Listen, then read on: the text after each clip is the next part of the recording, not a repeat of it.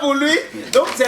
Avec sourire, agents de police et coordonnateurs de programmes de Rescue and Hope ont levé l'embargo d'incompréhension et d'ignorance des promoteurs de bars et restaurants sur leurs droits et obligations, la gestion du personnel et le droit des serveuses de bars. C'était les 14 et 15 septembre à Niki. Au bout de 2 jours de renforcement de leurs capacités sur les lois de travail, de violences faites aux femmes et du harcèlement, les participants témoignent de leur satisfaction.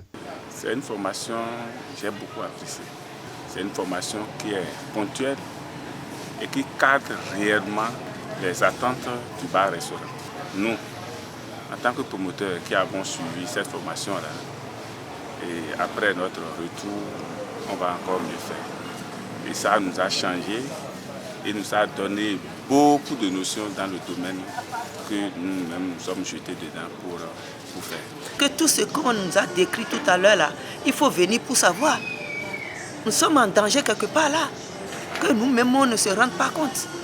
Il va falloir que le contrat soit mis en œuvre pour qu'on soit déterminé, l'employé et l'employé. D'avance, je dis que je suis surpris parce que, en principe, c'est nos promoteurs de bars qui devrions inviter les experts pour venir nous former. Alors, l'ONG nous a amené des formateurs qui sont venus nous entretenir sur plusieurs thématiques qui vont dans l'intérêt de nos bars. Je dis que vraiment je suis très satisfait en ce qui concerne la gestion de nos entreprises. Et surtout à travers les serveuses, on a eu beaucoup d'informations. Il y a des choses qu'on ignorait. On faisait des choses et on pensait que c'était que nous étions dans des trucs normaux. Mais on trouve qu'aujourd'hui, ce que nous faisions avant là, nous sommes en tout cas quelque part dans des erreurs et qu'il faille corriger. Surtout en ce qui concerne les contrats. Sur leur reconnaissance à l'ONG Rescue and Hope, ils n'ont point tergiversé.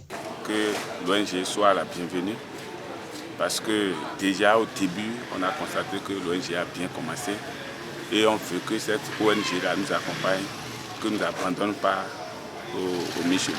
Moi, je lui dis chapeau, bravo, parce que nous sommes dans l'ignorance totale. Il nous a réveillés quelque part. Alors moi, je lui dis chapeau. Et je leur souhaite longue vie. Et je dis vraiment félicitations à l'ONG et je demande d'ici à là qu'il y ait des séances de recyclage parce que l'homme oublie souvent.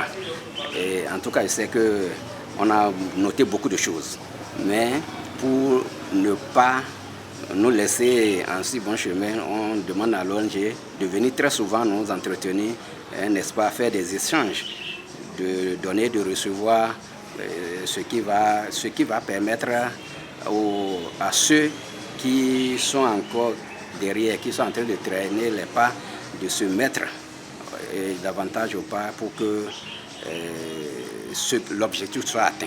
Après avoir parcouru les 3 communes d'intervention du projet, le coordonnateur de programme dresse un bilan satisfaisant. D'un point de vue global, je pense qu'il y a une prise de conscience et une découverte de leur propre métier et de leurs droits et de leurs devoirs, leurs obligations vis-à-vis de leur employeur et leur désir d'apprendre encore plus sur comment gérer leur entreprise. Au bout de cette 3e session de formation des promoteurs de bars, le bilan est satisfaisant. Et nous pensons que les engagements pris à Parakou, à Ndali et ici à Niki aujourd'hui nous donnent vraiment la joie de continuer dans ce processus de renforcement des compétences et d'amélioration du secteur des bars et restaurants au Bénin. Plusieurs autres activités sont à mener. C'est pourquoi il convie les parties prenantes à une synergie d'action. Je veux dire que l'enjeu est grand et les défis sont immenses, les obstacles multiples, mais nous n'avons pas peur.